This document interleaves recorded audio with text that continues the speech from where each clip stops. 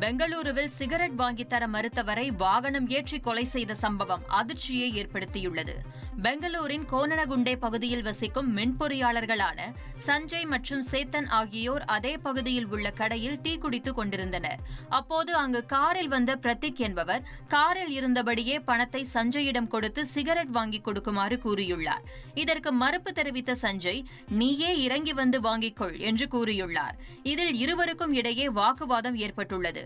அதன் பின்னர் சஞ்சய் மற்றும் சேத்தன் ஆகியோர் ஒரு பைக்கில் வீட்டிற்கு புறப்பட்ட போது அவர்களை பின்தொடர்ந்து காரில் சென்ற பிரதீக் ஒரு சாலை வளைவில் சஞ்சயின் பைக் மீது மோதியுள்ளார். பின்னர் நிலை தடுமாறி கீழே விழுந்த சஞ்சய் மீது மீண்டும் காரை ஏற்றிவிட்டு அங்கிருந்து தப்பிச் சென்றார். படுகாயமடைந்த சஞ்சய் மற்றும் சேத்தன் மருத்துவமனையில் அனுமதிக்கப்பட்ட நிலையில் சஞ்சய் சிகிச்சை பலனின்றி உயிரிழந்தார். இதுகுறித்து போலீசார் வழக்கு பதிவு செய்து விசாரித்து வருகின்றனர்.